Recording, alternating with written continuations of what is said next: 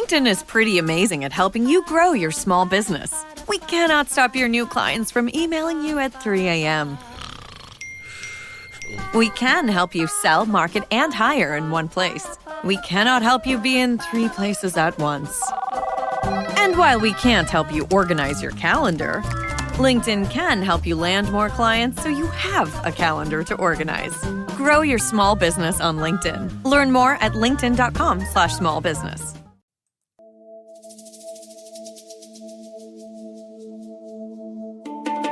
Welcome to The Modern Taoist with Kit Man. Ancient wisdom, modern life, and the way. Visit us online at taoananda.com or find us on all the socials. Now, The Modern Taoist. Hello, and welcome to another episode of The Modern Taoist. My name is Kit Man, and I thank you for coming along on the journey with us. This is episode 49, I think. Coming up on 50. That's kind of cool. Okay, before we get into everything today, I have some news. Nothing dramatic, nothing. Don't get too excited now, but before we get started, I wanted to let you know that we now have a place where everyone can sort of congregate.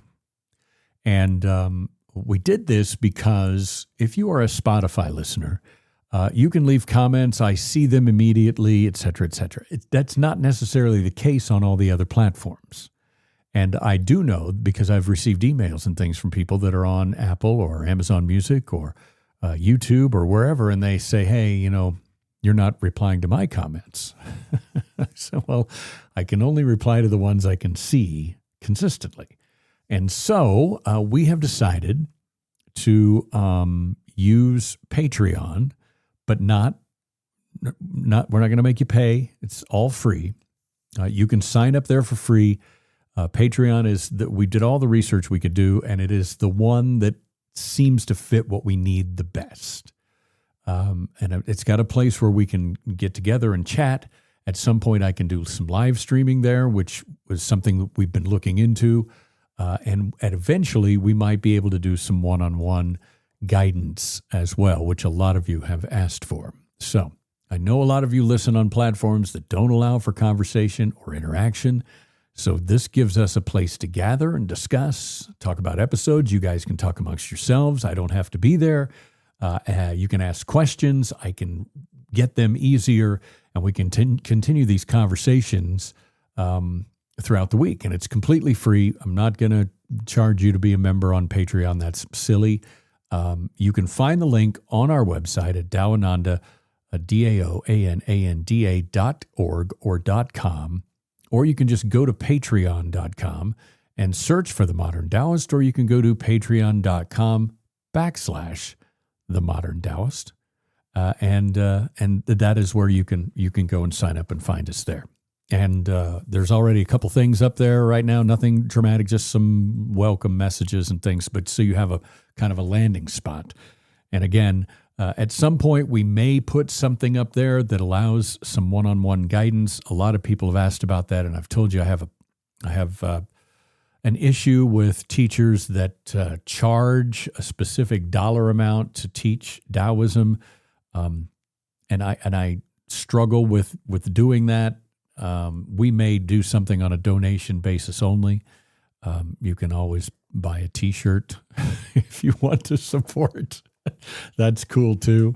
But just go to, we're going to be, by the way, we're going to be revamping the whole website as well, which I think I've told you about before. So it's patreon.com/The Modern Taoist, or you can just search The Modern Taoist, or if you just want to go someplace easy, go to the website and there's a link right there, and we can all get together and chat, and you guys can talk amongst yourselves while I'm not around, which, to be honest, will be most of the time. I'll be stopping in there once or twice a day, probably. But we'll see. Maybe more than that if I find more time on my hands. Today, I want to talk about something that has come up multiple times in the last 48 episodes, in people's questions and people's emails. And it involves relationships. And it involves, at some point, everybody has been through something genuinely painful, right?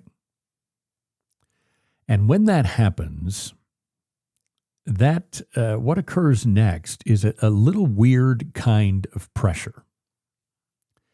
And that pressure doesn't come from the person that hurt you. It comes from the culture that we have right now. From mostly well-meaning people. I'm not going to sit here and say that these people have the worst of intentions or anything, but it comes from books and podcasts and magazine articles and therapy frameworks and some spiritual traditions that all seem to converge on the conclusion that you need to forgive that person. Not just as a nice idea, but they try to make you believe that it is a requirement. It is the thing that stands between you and healing, between you and peace of mind, between you and getting on with your life. Right? Forgiveness is presented to you as this threshold that you have to walk through before anything good can happen to you. And if you're not there yet, God forbid, if you're not there yet, if that wound is still fresh and you're still angry, or the idea of forgiveness feels premature or genuinely wrong, you receive this very subtle but clear message that you are the one holding yourself back. Something needs to be worked on, and it needs to be you. The problem is no longer what was done to you, it is your relationship to what was done to you. And that feels to me a lot of times like a particular kind of cruelty, even when it is delivered with compassion. Because it takes a real injury and moves the burden to you. The person who caused the harm gets to move forward. The person that received the harm is told they can't move forward until they've completed some internal process that no one really can clearly define on a timeline that no one ever seems to specify towards a destination that feels, for many of us, genuinely unreachable. So this episode is not meant to be an argument against forgiveness. Forgiveness is real and it matters. And for many people in many situations, it is the right movement. But now we get to get into my favorite part of Taoism, and that is Taoism does not prescribe. It doesn't give a prescription for how to tackle a particular issue. It begins with observation. And when you look honestly at what forgiveness actually is, what releasing actually is, and what the difference between those two things might be, that conventional story about forgiveness starts to look considerably more complicated. So the question is not whether forgiveness is good. The question is whether it is necessary. Is it necessary to force yourself to forgive? And whether something can be named forgiveness when it is actually something else entirely. The problem, as I see it, is forgiveness is packaged with a set of assumptions. And the first assumption is that forgiveness is a destination. And you guys know I'm not a big fan of that word. That is where a state called forgiven exists. And once you arrive there, the matter is resolved. The wound is closed. The account is settled. You, my friends, are free. The second assumption is that arriving at this destination is always possible, even if you have to force yourself. The only thing standing between you and forgiveness is you and your reluctance to do the work. And the third assumption, and this to me is the most damaging one, is that not forgiving is the same as holding on. That if you haven't forgiven, you are, by definition, clinging to something that is hurting you further, that the anger or the grief or the persistent sense that something was wrong is a sign of unfinished internal business rather than an appropriate response to getting your butt kicked. Either emotionally, physically, spiritually, whatever. Right? Each of these assumptions needs to be looked at directly, okay? So the idea that forgiveness is a destination is treating an internal experience as if it were a task to be completed. And tasks sometimes have to be forced. You can sit down and decide to complete a task, but an internal state doesn't work that way.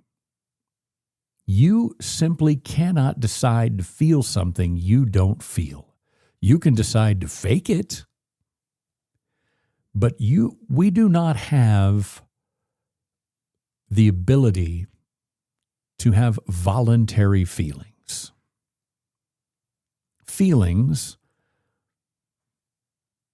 are an involuntary state, right? You can't perform the inner movement of forgiveness and have that performance produce the actual thing. They are two different things. So what you produce instead is an imitation of it, a stated forgiveness. I forgive you. That your body and your deeper emotional system can't ratify. Right? You see what I'm saying? Most people who have tried to force forgiveness know exactly what I'm talking about. You say the words, sometimes you even say them sincerely. You go through the motions. You tell yourself and other people that you've let it go. But inside, you know better, because a memory will surface, an anniversary will arrive. You'll encounter that person in question, and you'll see something that reminds you of them, and the whole thing it comes back right to you unchanged.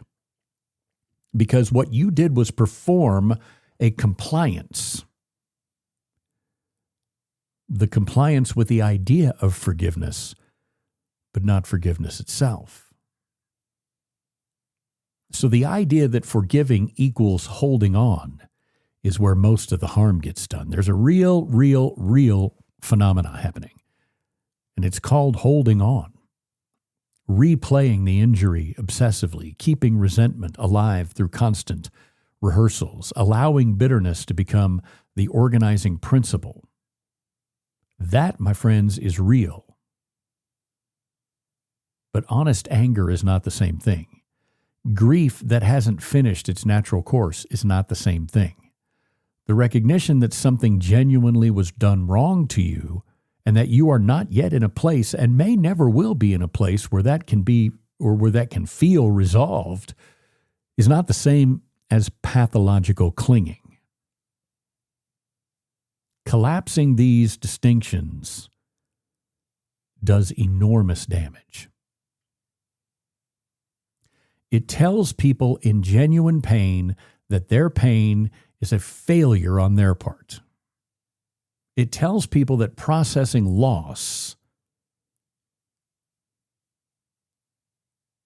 is a problem. It takes the most honest available response to injury, the most honest response that you have, and reframes it as a symptom of what is wrong with you. Taoism doesn't operate with these prescribed destinations for emotional states. It doesn't tell you where your inner life should arrive by a specific time. What it observes is that the natural processes have their own timing, and forcing them produces distortion. Back to the river. Back to the river we go. The river doesn't need to be told to flow. It will flow when it damn well feels like it, when the conditions allow it, and attempting to hurry it produces neither flow nor stillness. Just turbulence. Try to push water away from you, and what happens? Real injury has a very natural arc. Sometimes that arc includes forgiveness. Sometimes it doesn't. Sometimes it includes a settling or distance or a scar that is healed over but still exists, right? Sometimes the most honest thing that can be said is that the injury was serious enough that something was permanently altered, and that the insistence that it be unaltered through some baloney act of forgiveness is asking for more than you can offer. That's not a failure on your part. That is simply the truth of what happened. I have things that happened to me in my childhood that I can never forgive. Never. It will never happen. They are so grievous and so heinous that forgiveness does not even come into the equation. But I have put distance. I have settled on a state of being with it that is peaceful most of the time. This cultural pressure around forgiveness doesn't come from nowhere. It has a very specific source. And you have to understand that source, or rather understanding that source clarifies what is actually being asked of you when someone says to you that you need to forgive. Most of the framework through which forgiveness is taught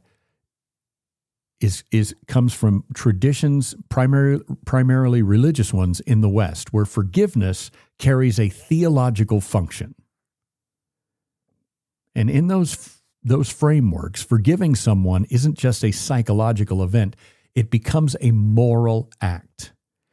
It reflects something about your character and therefore your relationship to the divine,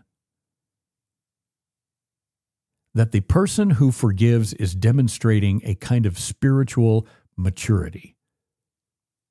And the person who doesn't is falling short of that ideal.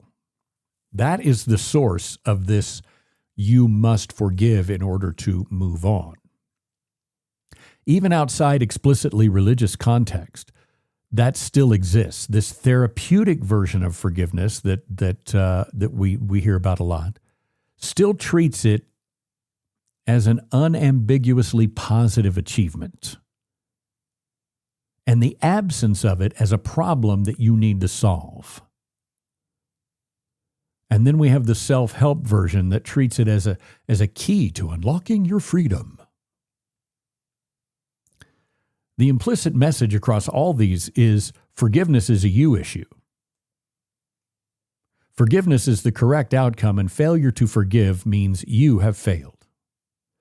No.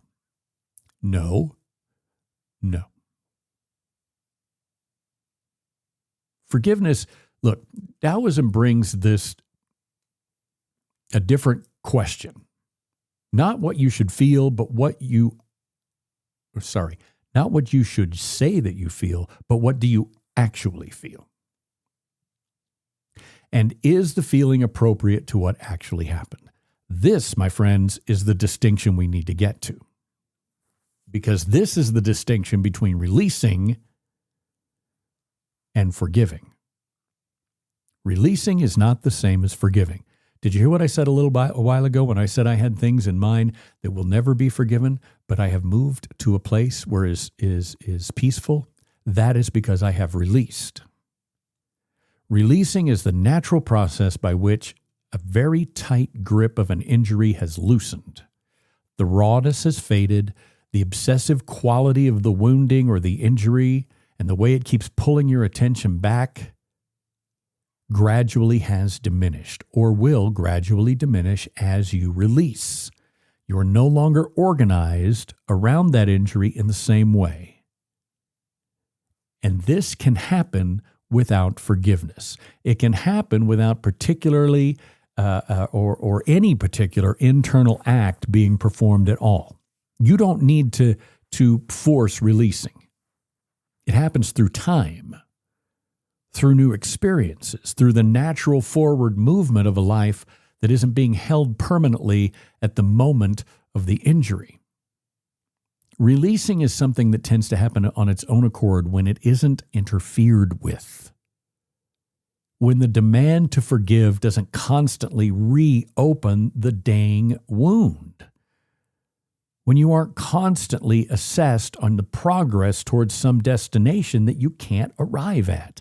When grief or anger is allowed to run its natural course rather than being interrupted by outside pressures to resolve it on some kind of a schedule. The ironic thing is what often interferes with natural releasing is the performance of forced forgiveness, because performing forgiveness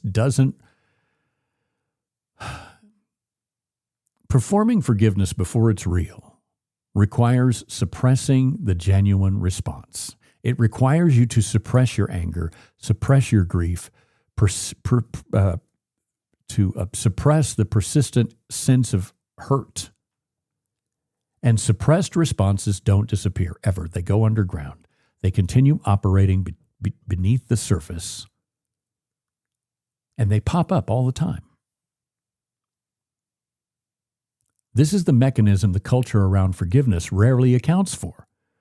When your therapist or your priest or your preacher or your self-help guru or whatever, when they say you need to forgive, they don't account for that part. The pressure to forgive, when applied too early or too insistently, doesn't accelerate healing at all. It interrupts healing. It stalls the healing process.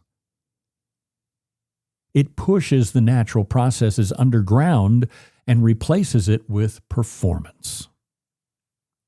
You see? There's also a specific situation where holding on is not just understandable, but entirely appropriate. And that is when the injury was serious enough that the anger is doing genuine protective work. Whoa, Kit, what are you talking about? Because anger is a natural function. It is a signal. It marks a boundary violation. It says, what happened to me was not acceptable. In moderate situations that have genuinely resolved, that signal eventually fades because the information has been received and the boundary is no longer under threat. But in situations where that threat is ongoing, or where the injury was severe enough that the anger is still doing the work of establishing what happened as real and wrong, suppressing that anger in the name of forgiveness is not healing. It's a premature removal of what is still functioning properly inside you. And please understand, when I'm talking about anger, I'm talking about internal anger, which is the willingness or the need to not accept an injury. Taoism doesn't ask you to override your own nature in the service of a prescribed internal state. It asks you to observe what is actually happening and to stop interfering with its natural progression. Sometimes what is natural and appropriate is anger. I'm not talking about lashing out. I'm not talking about violent anger, screaming anger. I'm not talking about that thing. I'm talking about the internal anger where something says, no, that was not right. Period. The end. No. Sometimes what is natural and appropriate is grief. And sometimes it's a long, slow distance that may never really fully close. None of these are failures. They are just honest responses to real events. So, what do we do? How do we handle this? The place to begin first is with a distinction that most conversations about forgiveness never, ever really give you clarity. There's a question that you need to think about honestly, without pressure to reach a particular answer.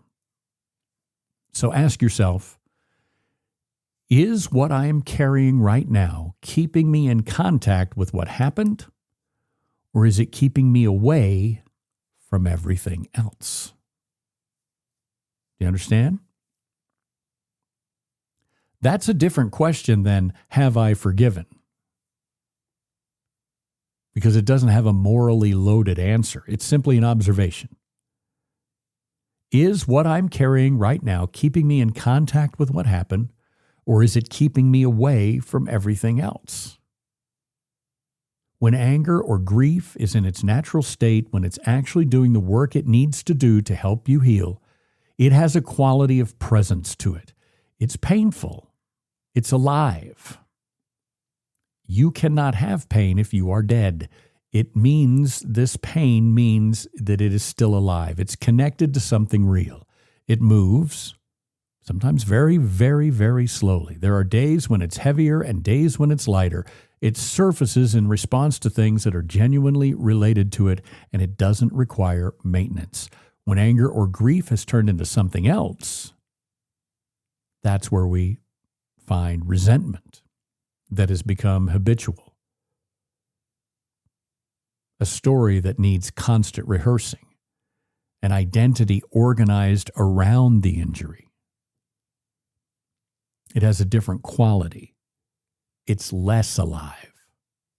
It doesn't move in the same way. It requires feeding. And it tends to spread beyond its original territory and screws things up that are directly connected to you. That's the distinction that matters. Not whether you've forgiven, but whether what you're carrying is still alive and moving, or whether it has calcified into something that is now running separate from the original event. Because if it's alive and moving, the practice is simply let it. Don't accelerate it towards forgiveness. Don't perform a resolution that hasn't arrived. Don't suppress the anger because it makes other people uncomfortable or because it doesn't fit the image of someone who is healing. Let it be what it is. A natural process that will complete itself when you leave it alone. If it has calcified, if you can honestly recognize that the story of the injury is being maintained rather than simply as something that you experienced, that the resentment is no longer connected to the original wound but has become its own separate structure, then the question shifts. Not to forgiveness, but to this. Is this serving me or costing me? Even then, the answer isn't to immediately forgive. The answer is to stop actively maintaining the calcified version. Stop rehearsing the story. Stop feeding the resentment. Stop giving it the attention it requires to stay in its current form. Not because the injury wasn't real. It was. But because of what you're now maintaining is no longer the original injury. It's something you've built up around it. This is what releasing actually looks like in practice. Not a forgiveness, not a performance of resolution, a gradual distancing, a withdrawal of the energy that's been keeping the calcified version in place. Letting it go, not through some act of force or act of will, but through a quiet withdrawal of investment. Quietly refusing to make further deposits and slowly making withdrawals. This is where Taoist observation becomes the most useful, because it doesn't require you to do anything. You don't have a destination that you have to arrive. All you have to do is just stop actively working against the natural process. Stop maintaining the structure of injury. Stop maintaining the calcification. Stop feeding what would otherwise, if you left it alone, slowly heal itself. The river doesn't find calmness through effort. It finds calmness through the removal of obstruction. Your anger, your grief,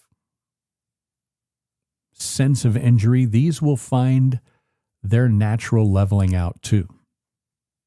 If you stop forcing them towards forgiveness before they're ready, or maintaining them past their natural course through constant rehearsal. Both of those are interference. Both of them keep you in the same place. Forced forgiveness and constant rehearsal. So your practice as a Taoist is to simply notice which one you're doing, and then gently just simply do less of it. Less interference. Let your anger protect you while it needs to, but don't pay attention. You see? And by this point, I'm sure there is a very reasonable question that is formed, and I will give you a direct answer because I can predict it pretty well. If forgiveness isn't necessary and releasing happens naturally, and holding on is sometimes the appropriate response, then what are you actually supposed to do with something that hurts you badly? The honest Taoist answer is that there may not be a single thing you're supposed to do.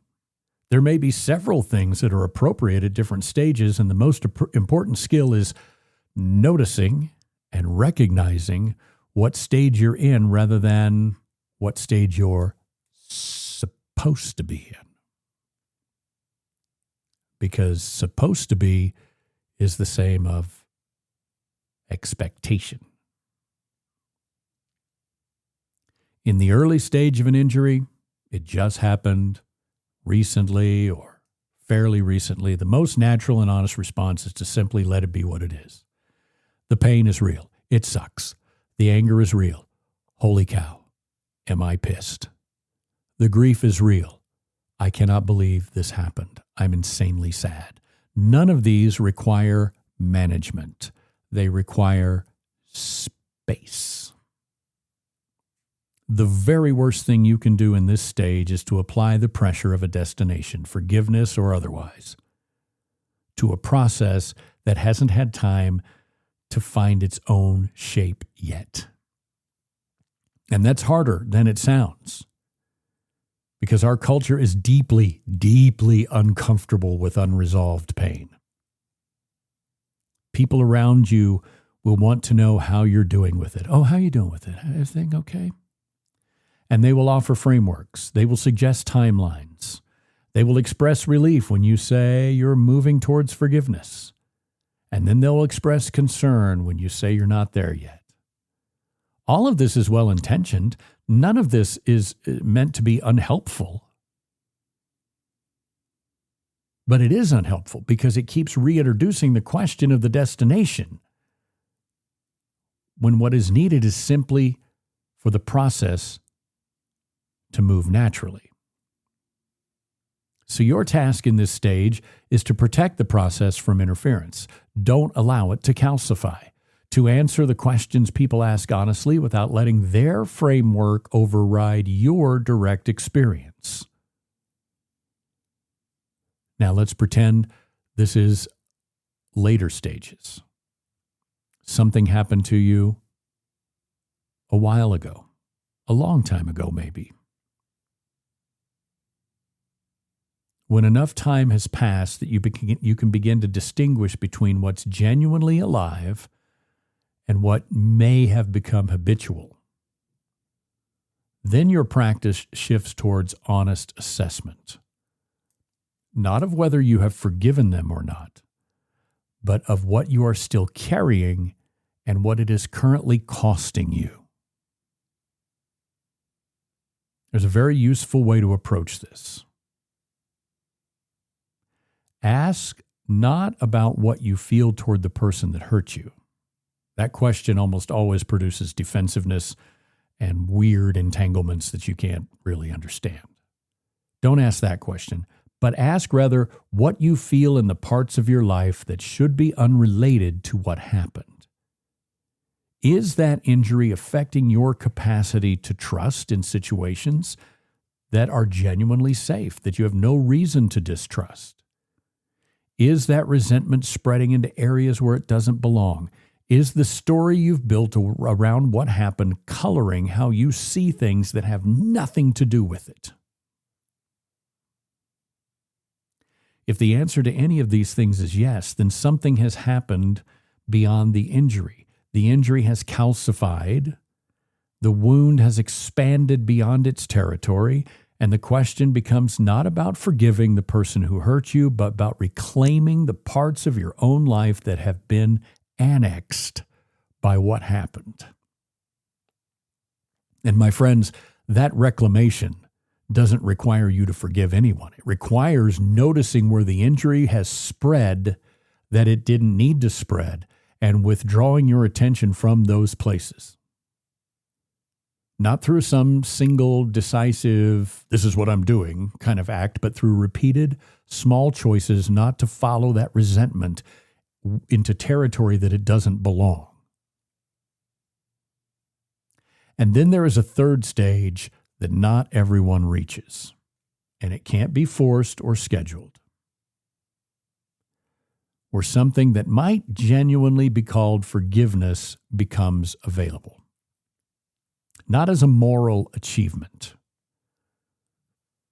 not as a performative, but as a natural consequence of a process that has run its full course. When the injury is real and acknowledged and doesn't need to be defended anymore, and something in the relationship to the person who caused it quietly shifts. When forgiveness arrives this way, it doesn't feel like a decision. It feels like a recognition. It feels like something that was always going to arrive eventually and has arrived on its own natural schedule. That is the only forgiveness worth having, because it cannot be manufactured. All you can do is stay out of the way of the process that might eventually produce it. But if it doesn't produce it, that has nothing to do with you being a failure. The application is not a technique, it's an orientation. Stop asking whether you have forgiven or not. Who cares? Start asking what you're still carrying, what it's doing, and whether you're interfering with its natural movement in either direction, forcing it towards a resolution before it's ready, or maintaining it, allowing it to calcify and keeping it going way past its natural course. The Tao doesn't ask you to be further along than you are. It asks you to be honest about where you actually are and stop working so hard against the grain of your own nature. That's enough. It's also, in the end, the only thing that actually moves. And I hope you understand now the difference between releasing and forgiving. Which one can be forced and which one is simply the flow. That'll take care of that question for today. As we move on to our second part of the episode, and that is our listener question. Comes to us from Camilla in Erie, Pennsylvania. I lived in Erie for a short time back in the 1980s. Says, Dear Kit, you've helped me get through so much in the last 6 months, but is there ever a point where you're actually through the pain and the suffering and can finally relax? I picked this question because it kind of has to do with what we're talking about. So Camilla, first, thank you. Genuinely. Questions like this are the reason that this show continues and exists in the first place, to be honest.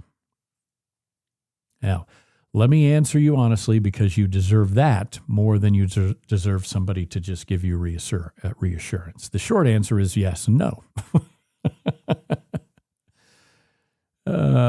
Because the distinction between those two, though, that's where we're going to go. So you want to know, is there ever a point where you're actually through the pain and suffering and can finally relax? There is a version of through it. The acute phase of pain, the raw, consuming, constantly pressure, that does go away. So yes. It doesn't lift on a schedule, and it doesn't lift because you did everything right, but it does go away. The intensity changes. Frequency changes. What once occupied the foreground moves to the background. That's real. It's coming for you, even if it doesn't feel like it right now. There's another version of through it that I'll push back on a little bit. The idea of finally relaxing. Because now we are at the place of asking for a destination. As if the destination is a place of permanent ease where hard things no longer happen. Taoism is fairly direct about this. And I think it's worth saying plainly. And I know sometimes people probably listen to me and they go, wow, geez, don't sugarcoat it there, Chief. But Taoism doesn't sugarcoat, which is what I love about it. So let me tell you, hard things will keep arriving. Not because there's something wrong with you or something wrong with your life, because that is the natural texture of a life that is actually being lived. Loss will arrive. Difficulty will come again. People we love will get sick. Things that we've built will get knocked down. The version of ourselves we've grown comfortable with will get outgrown. The goal isn't to get to a place where nothing hard happens and you can finally relax. The goal is to develop a relationship with difficulty that doesn't allow you to be destroyed by it each time. And here's the thing. It seems like you've done 6 months of genuine work, which sounds like you've really been noticing. And that changes that relationship. Not by removing difficulty, but by changing what you bring to it. You've begun to build something. If you've been practicing for 6 months, you've begun to build something. A kind of a capacity. A way of meeting hard things that maybe you didn't have before. And that capacity is what you get to keep. Taoism doesn't protect you from pain. It changes your relationship to it. So yes, as the acute phase ends, you will find some relief. And no, hard things don't stop. But what you're doing right now, the thing that got you through the last 6 months, that's yours. It goes with you into everything that comes next. And that's not nothing. In fact, it might be the most important thing. Thank you, Camilla, again for your question. And if you guys have a question, feel free to get it to us at daoananda.org, daoananda.org or .com. Your assignment for this week, simple, requires nothing except a few minutes and somewhere to sit quietly. and this is your assignment. Think of something you're still carrying. During this entire episode, you were already thinking about it. Everybody has something, and that was what you were thinking about while you were listening. You don't need to name it out loud. You don't need to examine it or analyze it. Just bring it to mind. The sense of it, not the story. Now I want you to place both hands on your chest, not as a gesture, just a physical act. This is nothing spiritual. This is a physical act. Put your hands on your chest. Feel the warmth of your hands and the rise and fall of your breath. And do that for 2 minutes. You're not trying to release anything. You're not sending love to the person that hurt you. No, no, no. You're not performing forgiveness or visualizing a resolution or doing any of that stuff at all. All I want you to do is notice the warmth of your hands and the rise and fall of your breath. All you're doing is noticing that the thing that you're carrying lives inside a body. And that body is breathing. And that breathing is happening without your help, without your effort, completely on its own. The breath doesn't need to be told to release. It simply releases, returns, and releases again, naturally, without forcing. It's not a metaphor. That's a real thing.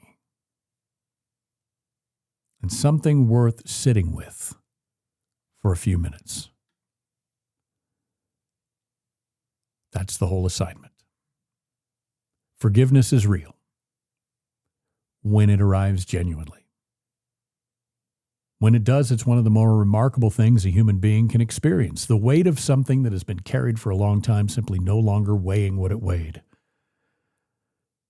But that arrival cannot be scheduled, cannot be forced, cannot be performed into existence. And it is not the only legitimate outcome.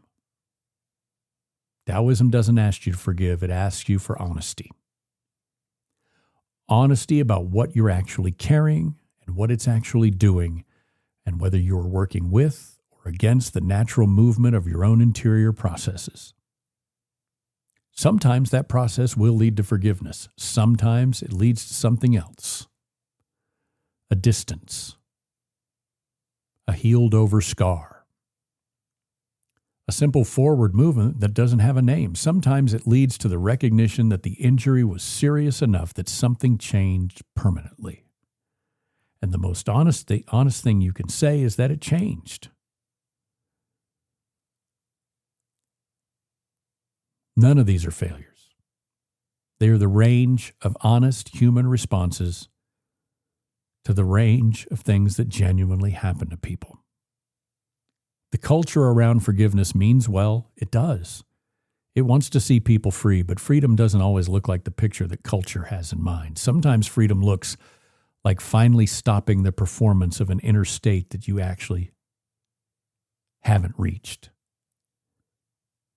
And letting whatever is genuinely there be there for what it is, for as long as it needs to be. The river finds its level. You can't force it. And if this one landed for you, brought something up that you've been sitting with, send it in. That's the best conversations right there. Follow the show if you haven't. We got a lot more coming up.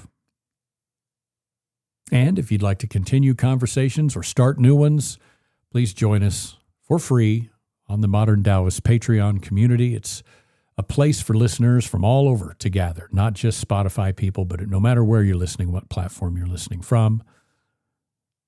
We can gather together, reflect, ask questions, share perspectives outside the limits of the podcast apps. And until next time, take care of yourself. Slow down when you can. And pay attention to the life that's directly in front of you. And thanks for listening to The Modern Taoist.